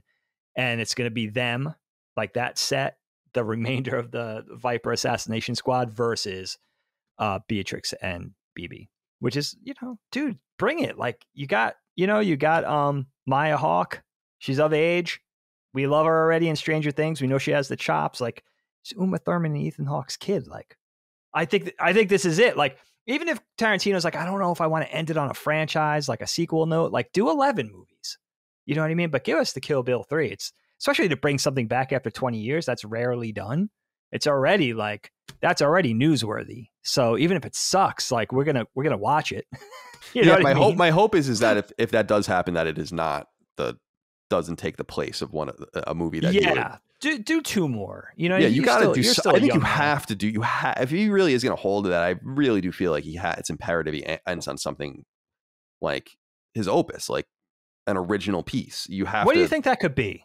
I have no idea what that could be. I mean, the only thing I say, and I said this in the last episode, is I think that it would be very cool to have a massive, in some way, inclusion of as many actors that he has used as possible. Like, that's a great idea. Anyone that he likes, obviously all the people, the mainstays, but it would be cool to go pick off, like David Carradine's dead, obviously, but it would be cool to go pick off like some of these people that you maybe see once or twice or three times. And sure, how can you fold them all in? We haven't seen John Travolta in a while, like, right? We haven't seen like some of these people. It'd be cool. Tarantino movie, yeah, right, yeah, dude. That's a great vehicle. Just work from that. How can you make that happen? What genre? Something that he hasn't explored yet. Whatever, like an Ocean's 12 type thing, maybe. But have the characters all be like his cache of people that he's used. It's true. He hasn't done a heist movie. He really has. I mean, there's elements of heist in some of his things, but he hasn't done a straight up heist movie. That's a great dude.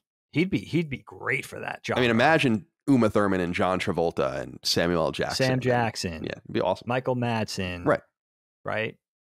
Be very cool. Dude. Just a whole slate of wonderful actors. So that's all. I mean, I would not even deign to assume Leo, Jamie Foxx, right? All these guys, like, right? Dude, oh yeah, Leo, of course.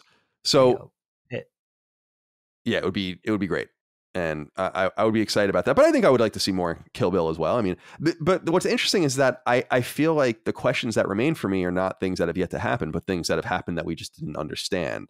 Like, unfortunately, he's squandered, unless he has like some archival footage that we don't know about, like and it can't possibly happen now because David Carradine's dead, but we lost the ability of having them all together. So you can't really go back and tell their story now of anything they did, like any of their exploits. They're all too old, right? It's like, it's kind of a shame. We are missing context of what they were ever really even doing. We know they were sent out on these missions, but it's like, we don't have any idea. It's almost very Cobra-like thing where it's like, what are the bad guys doing? Why are they doing this? Who, for what purpose? Where do you get your money and where you get your weapons? And it's a wild thing. We also really don't know, even though we know that there are people that are sorry that they helped unleash Bill into the world. We don't really know why. Is it just because he's an assassin? Because all the people that trained him must have known that. So that we don't really even, and I might be missing something, but we don't really know the essence, right, of what Bill did that made all these people turn on him. Am I wrong about that? Like, yeah, I know exactly what you're saying. Yeah, that's true. He's the MacGuffin, right? Or Bill's head on a plate is the MacGuffin. Yeah. Right. That's what our hero's after. But there is that story of like everybody that the bride meets along the way is helping her. Even Esteban, who raised this guy, because, and why, and I don't think he wronged Esteban, but the other two, like let's say Pai Mei and Hanzo, and there's probably others, right, that were father figures or mentors or learned Bill in his craft. I don't know, like maybe they did train, Pai Mei trained Bill in Kung Fu. One of the foremost Bushido legends in Japan trained him in ninjutsu, whatever, right? And by the way, we know Bill is not a sword maker, right? He's not a smithy. Like Hattori Hanzo obviously taught this guy ninjutsu, not how to make ninja swords. So we got, which is not something that we have to kind of pick that out of the, we have to kind of create that story for ourselves, but that's what it's saying to me. So maybe maybe he was trained in these martial arts and then Bill took it and sort of turned it on its head and said, I'm going to use these things for evil, or I'm going to use these things for profit or for murder. And maybe, when he took that turn, that's when Hanzo hung up, his sword making thing. Was like, I'm going to stop doing this. Like, I created a monster. We talked about that in volume 1. Same thing with a guy like Pai Mei. Like, yeah, Pai Mei's full of himself. He's super proud and all that kind of stuff, but he's not evil. He's obviously not evil. So that's an interesting question. And it is kind of sad that we don't have Carradine anymore to explore that with. But even in a prequel capacity, like, yeah, what happened there? Like, was it simply that? Was it that he took all these things, he kind of flew in the face of all these people that spent time with him and nurtured him, and then said, I'm not going to use these things for good. Fuck you guys. Like, you guys taught me all your tricks. Now I'm going to go out and, like, rule the world with it and be a murderous bastard, basically. And he is a bastard. That's what makes the Carradine character so, like, poignant. Like, he's this warm dude. Like, I don't know. He's a really special character, right? Like, we talked about that before, like, distinguished, charismatic. He's got that style, like, where it's a little bit, he's channeling a little Native American, but it's also very Eastern, very comfortable in his skin. There's a magnetism to this dude. Like, you get it, like, with the bride character. Like, we're kind of her a little bit. Like, we're like, yeah, I get this dude. Like, he's charming. You know what I mean? That's his thing, right? He's snake charmer. That's his handle or whatever. And yeah, that's exactly what he is. He's sick. Like, I would love to age, like, being like this distinguished and this stylish and, like, kind of walking around with the bare feet. Like, he's like he's like one of those dudes. He's like heading up a dojo somewhere. Like, everybody admires him, like, type of thing. But yeah, dude, it would be great to get a little more of that story. Definitely leaves us guessing. But yeah, huge Carradine, dude. Yeah, I didn't realize he died in 2009, which is it's a long time ago. Yeah, I agree. And that's why it would be my hope, I guess you were asking, like, what could it be? It would be cool if Tarantino had some archival footage again, or anticipated the need of a third movie in the future in which he would need some footage or some of them together. It would be really cool if that existed, but I highly doubt that. So I guess what I'm saying is that if they're not going to answer and really can't answer the most pressing questions, I don't think moving forward and bringing up more shit is a good idea. I think they should leave it alone, at that point, because I'm not so sure it's funny to bring back Sophie and bring back Elle and all of that and bring it all the way back to the first scene where she talks to the daughter and says to come find her if she has a problem with it. It's cool, but it's also a little on the nose. Yeah, maybe. I mean, is it on the? I don't know. I mean, making something out of this, like a side story, like something you kind of like, just like you see, and then you're like, oh, that's interesting, and then you forget about it in 5 minutes, and then it's like, no, that's like, that little thing is going to be turned into the rest of this story. And who knows? Maybe you could answer the questions you have if, the Sophie character and the Elle character are going to be the mentors now, and they're still going to be, like, in Bill's camp. Like, it's like Cobra Kai versus Daniel-san, right? It's like, no, we're going to double down. Like, that's our legacy. We're going to double down on, like, the Deadly Viper Assassination Squad versus the bride and her protege, And in that, you can understand Nikki's mom was murdered right in front of her as, like, whatever she is at that time, 5 years old. So her wanting vengeance makes sense. The other ones trying to exact their vengeance via Nikki makes sense. And maybe you could answer those questions you have in that whole thing of, like, the bride saying, no, like, you guys doubling down on this evil bastard. Here's why that's not a good idea. Like, he betrayed all of his masters.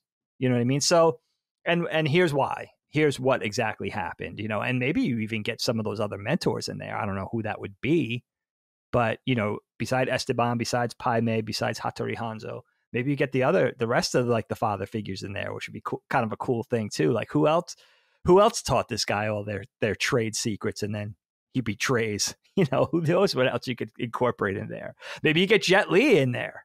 You know what I mean?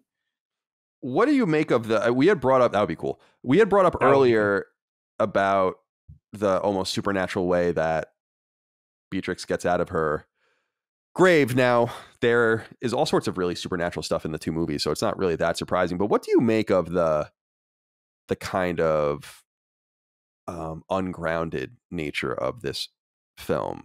Do you buy it? Like, does it bother you that they embrace the ridiculousness? I assume that's kind of an ode to the Kung Fu films as well, but it just seems like this movie effectively braids these two unrelated things together pretty well. This more serious story about rage and revenge, and then this really hokey supernatural Kung Fu thing. And I think it kind of all comes out there. So I'm just wondering what you make of that aspect of it. Yeah, it's a good question. I mean, I'm down for a cartoon. And I could suspend my disbelief. That's just my taste. I just want to see something stylish. I want to see something fun. I'm smitten by the clever dialogue. And I really love like the send-ups. I'm a sucker for that kind of stuff. Like, yeah, let's send up, like you said it earlier, Kyle, like let's send up the old Shaw Brothers Kung Fu movies. We got like the crash zooms and the campy sound effects and the musical stings, right? And you got like the playing footage backwards, right? Like that's an old, in-camera technique. Like Pai Mei throws the sword back in the rack and it's just played backwards. Like all that kind of stuff. Like I get it. I know what you're being reverential of. I know what you're sending up there. I'm down. Like I grew up with that shit too, even though you're older than me. So I love all that. Like I love a stylized treatment. It doesn't bother me that you're meshing those two things. You're right. It is a revenge movie at its core. And then you're basically just pulling in all these things, again, like we talked about, spaghetti Western, blaxploitation, Shaw Brothers, Kung Fu, French New Wave, whatever you're incorporating into that stew. Like I'm down for that. And I like the campiness. Like I like Pai Mei jumping up on the sword. I love the mysticism. Like that's why I love ninjutsu. Like that's one thing this movie doesn't do, where you get the Kung Fu. There's probably the most mysticism involved in Kung Fu insofar as the martial arts go, but you don't get the mysticism tied to ninjutsu. The ninjutsu is very grounded. It's like katana, sword play, sword fighting, but you don't get the ninja magic. They're not disappearing. They're not summoning dragons, or it's like not ninja fire, or, vanishing in a cloud of smoke. Like you don't get any of that shit. Which I wonder if it was restraint or if that was just a stylistic choice, where you don't, I mean, Hattori Hanzo, I mean, that's like the legendary shit. It's like they were mystics. They weren't just ninjas. They didn't just do like the tactile, like swordplay, physical weapon thing. It was like magic involved in that kind of stuff, like a level of vanishing and all that kind of stuff that the basic normal human wasn't capable of. It was almost like like a Star Wars type thing. So, but for me, I don't mind it. The one thing though, and you might have been going there, so I don't want to oversteer, but is the last 45 minutes. This movie doesn't culminate in a giant set piece battle like the House of Blue Leaves in the first volume. It doesn't culminate in this big action packed, violent escapade. Which is unexpected. Again, misdirection. That's okay. Like I kind of like it for that. It has a very like Hemingway-esque short story. Like Quentin Tarantino knows how to tell a story. And he knows how to surprise us. And he doesn't want to redo volume 1, right? He doesn't want it to culminate in some like, memorable battle. It's different. It's kind of it kind of culminates in a conversation with a very small battle at the end. And then one brief interlude when it goes off to like the bride discovering that she's pregnant, and her, that sort of line of demarcation of saying like, okay, I'm going to leave this life. So they do explain that. But what do you make of that? Because I'm looking at the clock. I'm watching this on HBO Max. I'm looking at the clock. I'm saying, wow, she's kind of arriving in Acuna in Mexico at Bill's abode, right? And I'm looking at the time, and I'm like, wow, this has 45 minutes left. And I know what to expect because I've seen it already. But what did you make of that? And now, of course, like the big surprise as well. Like there's a big surprise for our hero now that changes things. So what did you make of that? What did you make of the ending, the last 45 minutes of the film? You get a lot more of Bill.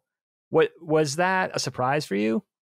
Yeah, it was a little bit of a surprise. I feel like one of the coolest things about this film is its pacing and the way it deals with the cadence and the way it rolls things out. It's not a traditional film. It doesn't culminate in action, and it has a resolution, but not really. It opens up a whole new series of questions. I dig that about this film. And I think that a lot of that actually begins even further back when Elle is fighting the bride in the in Bud's trailer. I like that whole scene with the snake. And then there's this really cool fight scene in this really constrained area. It's very different. It's like the antithesis of what was going on in the restaurant. So I like that kind of balance between them. Great point. Yeah, they can't even get their swords out. Right, exactly. There's a lot of cool stuff. Good. Like clever shit. It's this really contained space, and so I dig that. And at that point, and what I really dig about that scene, by the way, I should say as well, is that you're waiting for it. Is very video game like in that they identify the bosses, basically like the bad guys that you know you're going to go after. And if you put the two movies together, like you kill one of them right away, and then there's another death at the end of that one. But then you kind of go through this movie for a while, and there's just a bunch of lingering time, and then they kill two of them like right away. And they don't technically kill one of them, but I like how they're taken care of, like bam, bam, after all this time. Like there's just a bunch of empty space with it. No boss fight, as it were. And then suddenly it arrives at this moment where she takes care of Bud, and then Elle is taken care of by the bride. And it's just like bam, bam. And then it's 3-4. They're both out. And then all you're left with is Bill. So it plays with I like the way they play with timing in that regard. So it makes a lot of sense when it's all culminating in this final scene that he would pull the rug out from under the action and say like, okay, now we're going to slow it down. And I really thought that the fight scene with the fake guns when she first walks in and stuff, that's awesome. It's a really great scene. Awesome. You like acting. That stuff? Yeah, I think it's cool. Like that was great acting. Like really, it shows either how sadistic and sociopathic Bill is, that he's able to kind of turn on him. Like he's prepared. It's totally natural. He's very cool and calm. There's nothing untoward or wrong about it. I like how they set the seed of how the little girl BB is really into the same stuff like kung fu movies and combat and gunplay and all that kind of stuff. So the seed is set there, which I think is nice. But I do like the slow narrative nature of it. I love the scene where he's making the sandwiches and just talking and cutting the ends off. And it's just like a lot of, as we said in the first one, a lot of like uninterrupted shots, a lot of real acting going on, no tricks. And while it's cool that he eventually pulls a sword on her and she does like the 5-point palm exploding heart technique or whatever.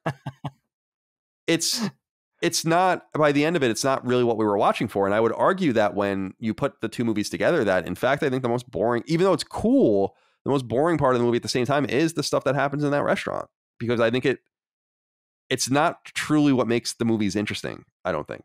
So I liked that. And you're right. It's cool how they do explain why she gets out and why they're going after her. I guess in a way, why they're going after Bill.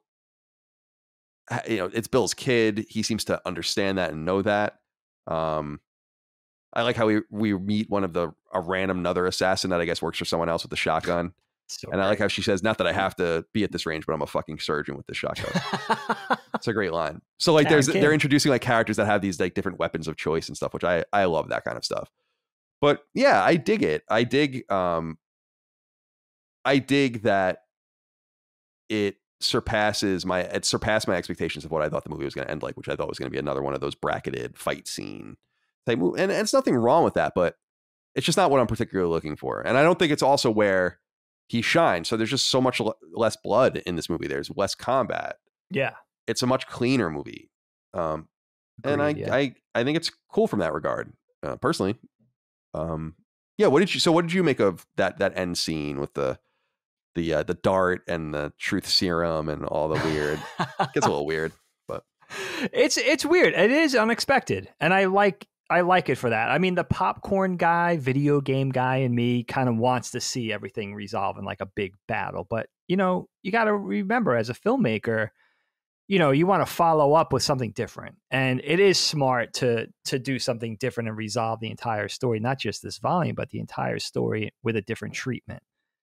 And, you know, one thing that it does is it does paint Bill as a really insidious dude. Again, that charm, that forethought, and thinking like he's got all his bases covered, like he's ready for any eventuality. Like this guy is just like, he's a planner and he's a malevolent dude. Like he's a manipulator, and for all his charm on the surface and for as magnetic as he is, yeah, he's out for number one, and there's something really interesting that occurred to me in watching it this time. And it was a cool surprise because I hadn't seen it in a while, and you forget all the little nuances and ins and outs. And, something that the dynamic changes when the bride gets here in this last 45 minutes. You're on this journey of revenge with her through the entire first movie and most of the second movie.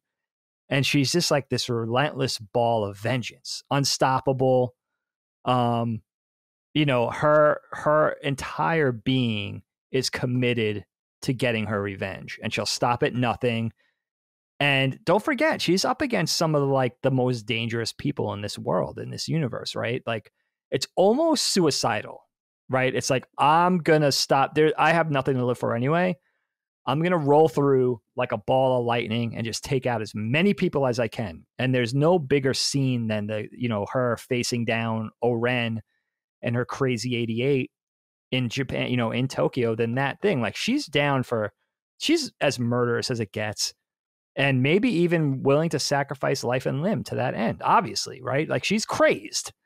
But when she arrives at Bill's house in Mexico, the dynamic shifts because now she realizes her daughter's alive. So as a mom, right, as a parent, you think, all right, now she has something to live for. And she's up against the big boss now, right? She finally got there. She's up against the most dangerous dude. Like this is like Bowser, right? This is King Koopa. You got through all the mini bosses. Now you're that even like the chief lieutenants like L, they're vanquished. Now you're at your goal and the most dangerous part of your mission. At the same time, realizing now there's something to live for.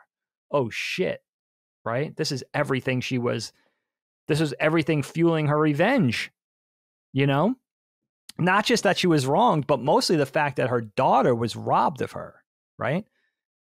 So now it's like, all right, what is she going to do? And you're wondering, like, she's interacting with this old lover. How much of it could be forgived? How much of that familiarity is going to return? Soften it? Is it going to be softened? Is there going to be some sort of agreement? Can they just walk away? You're really wondering that throughout the whole scene.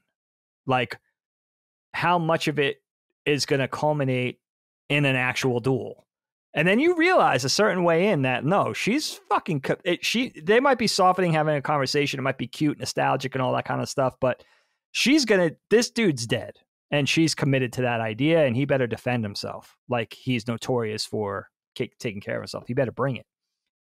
And you're like, oh, so it doesn't, so she's even putting that above, interestingly enough, like trying to stay alive for her daughter. Like she's all in. The bride, Beatrix, is all in. And you realize that. But Bill has, he's got a gun, he's strapped, he's got a truth serum. Like he's ready to defend himself. He's ready to be the guy who survives this thing. So it makes for a really interesting exchange. And, Tarantino's doing here what he does best. You got great actors in Uma Thurman and Carradine that really steal the spotlight and are great performers. They're finally together in the same room after this long journey, and he's doing some crazy shit. It's happening. Are we actually nerding out about making sandwiches right now? And I want one. It's like a 70s and 80s make. It's like white bread, right? Processed cheese, the bimbo white bread, bologna, right? Yeah, this isn't like a nitrate free like roast beef and oat bread. Like this is like he's like making a sandwich with and spreading the mayonnaise, and you're like forgetting about the whole thing. You're just like, oh, we're nerding out about making sandwiches right now. I'm completely derailed. Like Tarantino gets you like that. He doesn't get enough credit for that. It's like we're literally nerding out about making sandwiches right now, like he's done in the past in other films with like bowls of cereal, right?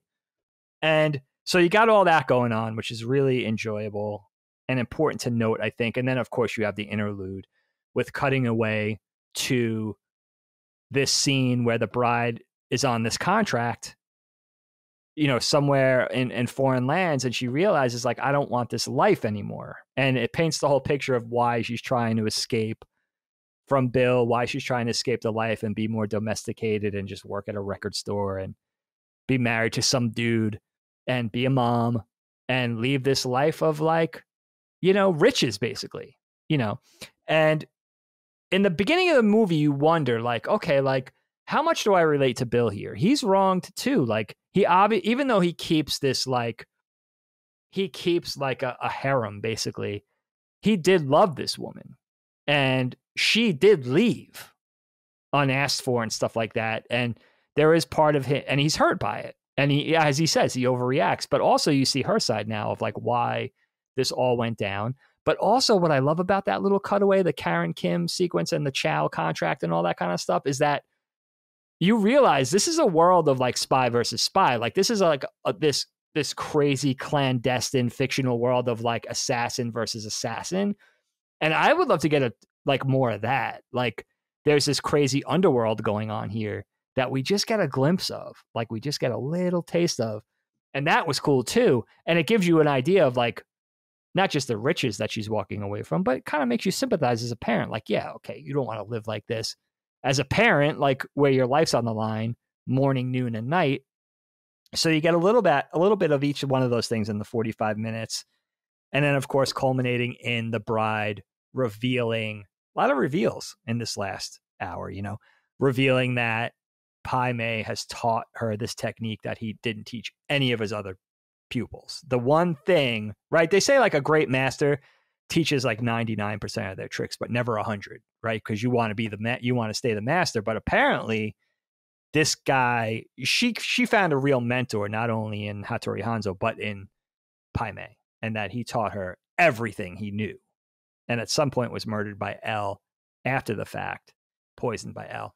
But that's another big reveal. It's like, oh shit, like she's got some proper mentors. And that makes me realize in the last 10 minutes of the film, like, oh, I want to see more of the bride. Like now, you know, like she's a force to truly be reckoned with, even in this world of like really dangerous people. And uses the technique on Bill. By the way, I have to say, Kyle, I've rewinded this a few times. I'm not wrong. He takes 6 steps, not 5. Does that mean that Bill is extra powerful? Because it's supposed to be 5 steps, then your heart explodes and you die, right? Bill takes 6. That's interesting. I don't know. I do like how I love that scene because it's very subtle use of it. He's sputtering blood and it takes time, I guess, to work its way through him or whatever. And it's very calm and he understands that he's defeated. It's a very interesting scene, very heady scene. And for all the buildup of violence and conflict in this series, it is cool that it doesn't end like that. It's not Star Wars where it needs to end with a big planetary orbital battle and lightsaber duels and whatnot. And I like that he avoided doing that. And he doesn't always do that in his films. Obviously, you think about Django Unchained or something, which ends in just havoc. And that's fine too. But I think that changing it up, and I think especially shaking up audience expectations after such a violent first film is just the obvious choice in hindsight. But I think it's like maybe not the easy choice. And I think he made the right choice by culminating the film with dialogue and great acting as opposed to action. And I loved it. I thought it was awesome. So is there anything we didn't talk about, Dave, that you wanted to touch on? I really like that you liked the movie, and I'm really psyched that you enjoyed the ending. It also occurs to me like it's very Tarantino-esque, kind of an FU to the audience too, of like, not only are you not going to get the House of Blue Leaves again, these two characters are just going to sit down and finish each other. They're not even going to stand up. Like it's like doubling down on like not having that dynamic action scene. Like they're literally sitting down on lawn furniture and fighting at the end. They don't even get up from their chairs. Like that's some really clever shit. There's one thing I wanted to ask you, but there's 2 things I wanted to ask you about, Kyle. First of all, maybe my favorite scene in the movie when the bride arrives in Mexico and she's in a cuna and she's seeking out one of Bill's father figures, right? This guy, this Mexican pimp, retired pimp, notorious, right? Esteban Vejeo, and played by Michael Parks. Dude, I wanted to talk to you about this scene because here you have Michael Parks, who I told you played it. He was in part 1. He played the sheriff. And I told you this guy's going to play another role in part 2, and he's going to be so buried in that role that it's going to be very hard to identify him. Great character actor. Does other stuff too, but works with some other directors. One of the really great character actors. And I don't know Michael Parks' like exact ethnic background, but he's playing this old Mexican man here. And you're buying every second of it. You know, this gentleman of leisure, like very sophisticated, very well spoken and articulate, a gentleman, right? Like this retired gentleman, right? And he's interacting with the bride, and she's trying to like treat him with kid gloves. Like she's trying to be respectful, but she's also saying like, where the fuck is Bill? Like, I'm not asking you, I'm telling you to tell me where's Bill. It's a great interaction fraught with tension, but also like really charming, because both characters are at their most charming in the scene. And I was just wondering what you thought of the performances and what you thought of this interaction. It's only like a 10-minute scene. And like this guy's like a monster, obviously, but he's one of those characters, like you could see this guy being one of Bill's father figures. Also gives us some origins, because he was supposedly the guy who took Bill in as an orphan. He was Bill's first mentor, first father figure. What did you make of this bit? I loved the he says something like where he was sucking his thumb to a gratuitous amount or something. It was like, yeah, really great line, whatever he says there. It is a great performance. I agree. He's monstrous, and they indicate it not because he's a pimp necessarily. That obviously makes him bad too, not sex work per se, but also I love the scene when he brings over the girl and she's got like just the cut lip or whatever, and he indicated he earlier cuts that them. Right. Yeah. And so I again, a scene that is rife with violence, yet no action, no overt violence. Right. The violence is there all over that scene, but not in the action, which is cool. So I dug that scene as well. You said that there was another scene you wanted to bring up? Yeah, and you know that whole thing where it kind of culminates in like, well, why are you helping me? And he's like, well, how is he going to see? You know, I love this guy. Like, how is he going to see you again? He would obviously want me to help you. You know, that whole thing is very clever. Yeah, the last bit, and I never talked about this with anybody. So for those of you who haven't seen it, of course, tune out. But BB and Beatrix leave Bill's house. Bill's vanquished, right? The demon is vanquished. She fulfills her quest, the bride, and she's leaving with BB, and they're holing up somewhere in some hotel room. And she's laughing to the point of tears on like the hotel bathroom floor. And it made me realize, okay, that is the euphoria from the truth serum that he says, like, there's no side effects save a wave of euphoria. I think that's what it is. Now, I never talked about this with anybody, and I never thought to ask anybody, and I never heard anybody speak of this, but is that what that is at the end, where it's like, and she says thank you, you know, off into space somewhere. She's just saying thank you to nobody. Is she thanking Bill for that wave of euphoria? Is that Bill's last, you know, is that his last sort of brush with the living? Is that his last thing that he bestows upon the bride, even in death, like that brief passing of euphoria from the truth serum that he invents? Is that what that is? Or is that something that I'm not reading right? I don't know. Yeah, I bet you it probably is. I didn't interpret it that way, but I'm not a very deep filmic thinker either. So you're probably right, because it seems like the euphoria thing would otherwise be just another kind of throwaway line that didn't mean anything. I kind of had just interpreted it as everything leaving her. I've been in situations where I was laughing and crying at the same time, you know? Like, you really? I can't think of a situation like that. Like, well, I think when I left Kind of Funny, it was probably a feeling where I was like really sad and really elated at the same time. Like, very sad to say goodbye and let go of something I loved, but also elated that I didn't have to be there anymore. Sure. You know, that makes sense when things get to a heightened emotional level, especially if it's something sad or anxiety ridden or maybe even angry. Yeah, like I could see it. It could hurt. Like I've been hurt deeply in my heart and felt a wave of relief at the same time before. Yeah, I've talked about in the past that I've had these really encapsulated moments. I remember only one of them in hindsight very well, where my ex a long time ago broke up with me, over 10 years ago now. And she lived in Oakland at the time. We got back together later, but she broke up with me, and I was like, I remember getting out of her car at like some train station in Oakland, and I just remember taking the BART back to San Francisco and feeling, I was listening to music on my phone, and I was just like, I feel pretty good. Like, it was sadness of goodbye, but also just this incredible relief of being like, oh my God, like, it's over. It's done. It's just over. I don't have to worry about this anymore. And I feel like emotion, maybe, I mean, I have mental problems. Obviously, I'm depressed and anxious and OCD and all these kinds of things. So I'm not a bill of perfect mental health by any chance any chance. It's not true. But I do feel like emotion just comes sometimes in these contradictory waves where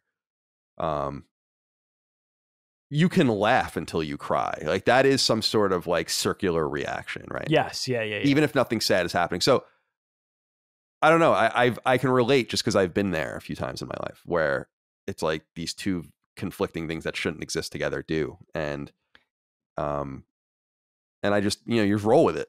And now you usually settle in one or the other. At that point, after that, what makes that so memorable to me is that after that happened, I settled into this like great year of being single, basically, right? Or almost a year of where I was just like, fine, And, but you can also look at things in hindsight and be like, you miscalibrated your emotion for the worst in this regard too.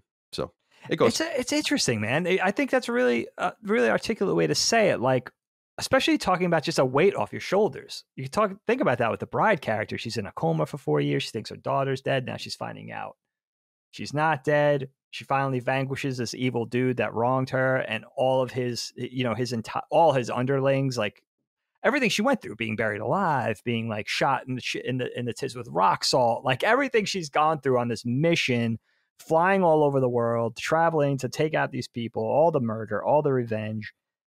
And it makes you think about like not just the human body, but like the human psyche. Like, it's so complicated, right? We're easily the most complicated machine.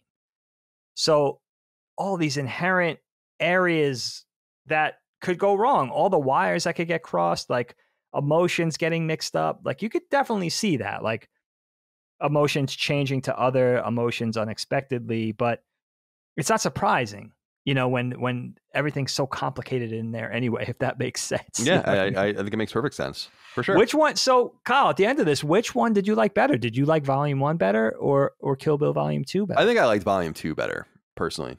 Yeah. Where do you stand? Where do you stand on that? I don't know. Like the action dude in me, like the Kung Fu kid in me, like loves version 1. I love the way the musical accompaniment and the way it's like, it's just a little more fun, a little more upbeat. You're getting a little more satisfied in terms of revenge.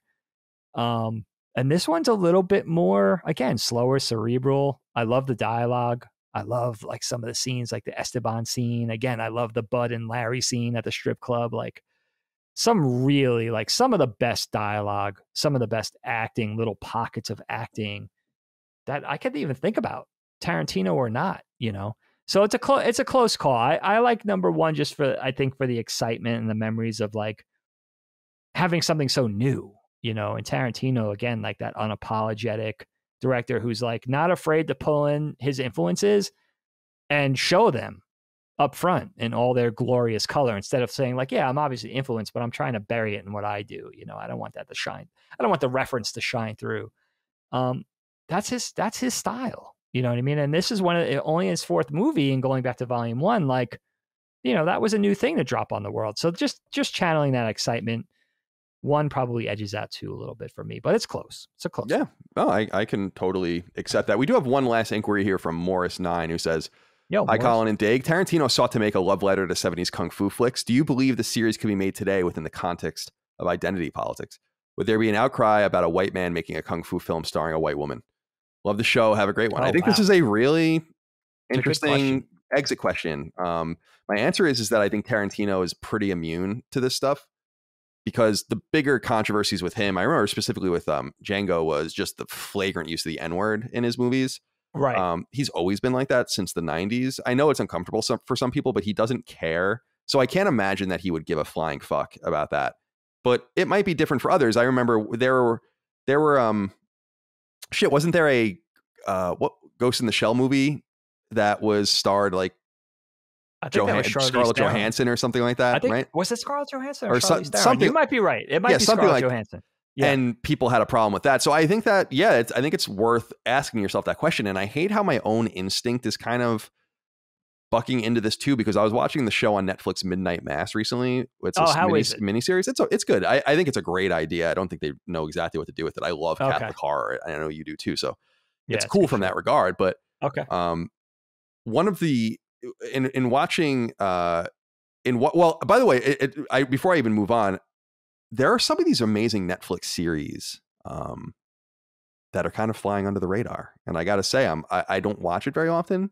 Yeah. And Midnight Mass was one of those series that I watched where I was kind of into it, you know? But there's a character in the show that is in a wheelchair.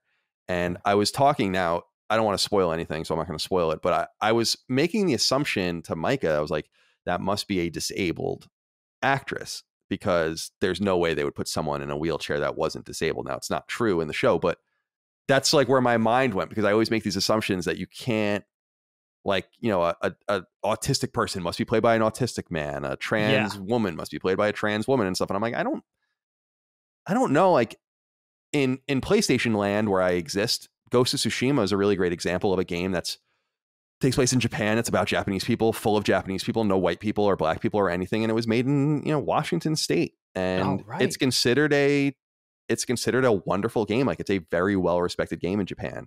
So I think you can have it all these different ways. And I don't know that it really matters. I also don't think that Tarantino is a racial film creator and that race is important, but it's certainly not racist. And I think if the intention is not to leave anyone out, then that's all that really matters. So if the intent is to just make a cool film and it's not to be exclusionary, but you're making the best choices and decisions for the production, then that's all that should really matter.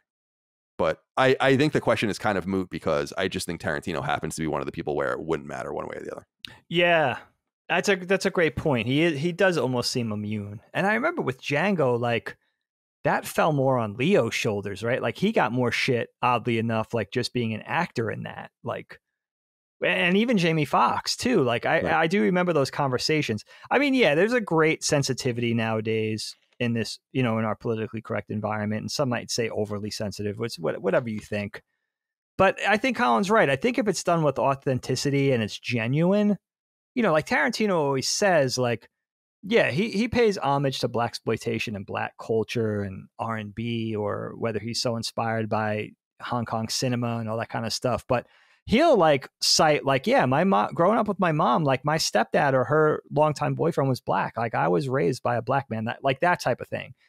And I think that comes through his stuff. Like, you know, like, he's a little overly into himself sometimes when you listen to interviews and stuff. But I think he does come from that place of authenticity, where he's an appreciator and he's citing what moves him. You know what I mean? Like, if you're moved by this thing, or if you're inspired by this thing, or if you want to tie this bit of culture or music or movies that came before or art, and you want to tie that into what you make, that's the artist's decision. Like, you know what I mean? It's for us to decide whether it feels authentic, but you can't fault somebody for, you know, incorporating what they're driven by. Like, that seems fucked up to me. Like, that's a bridge too far, and like trying to like be this overlord where it's like, you know, like, it's the artist's choice, and it's our choice to whether we enjoy it or whether we embrace it or reject it.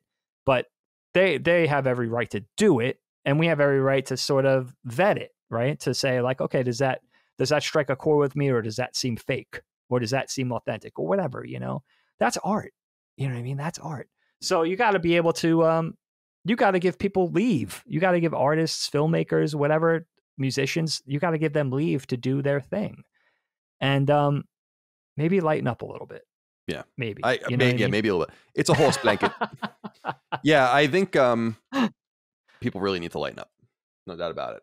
It's going to come full circle, though. That PC, that overly, again, like not to insult anybody, a lot of people feel like it's been overly PC. I think, in that cyclical nature, just like art, just like content, genre, like that's going to come full circle too. When things go too far in one direction, it's going to swing back the other way. Look at politics, especially in America, right? Like that's the nature of the beast. When it goes too far the other way, a majority of some kind identify that and then bring it back. It's a pendulum. And I think it's the same thing with that. Like, I think you're going to see it go the other way. I don't think you're going to see it go too far the other way where it's like completely disrespectful and irreverent. 2022 is going to be the year of pissing everyone off and everybody's going to be okay with it. No, I think in that journey, there's an offing and it becomes a balance. I think maybe that's overly optimistic, but that's how I feel about it, Yeah, right on. Well, Dake, that's all I think we have to talk about with Kill Bill Volume 2. Yeah, man. 2004 film. Put that thing to bed. That was a lot of fun. As we always do, though, we like to end our episodes of Knockback with a dad joke, so I leave it to you. Okay, this comes from our friend, Brian Henninger, frequent collaborator with the Knockback dad jokes, coming to us through Instagram DM. Kyle, what do you call a typo on a tombstone? I don't know. A grave mistake. That's good. I probably could have thought of that if I thought carefully. It kind of ties into the episode a little bit too, right? Yeah. Not intentional, but just worked out. That's good. Thank you for writing in. Thank you for helping Dagan anyway with his jokes. Thank you, Brian. I need all the help I could get. You really could. Thank you, by the way, for your love, kindness, support, etc. of Last Stand, of Knockback, Sacred Symbols, Defining Duke, etc. We really appreciate it. Remember to go to patreon.com/laststandmedia, laststandmedia.shop, etc. We'll see you for more Knockback and on the other shows as well. Until next time, goodbye. Goodbye.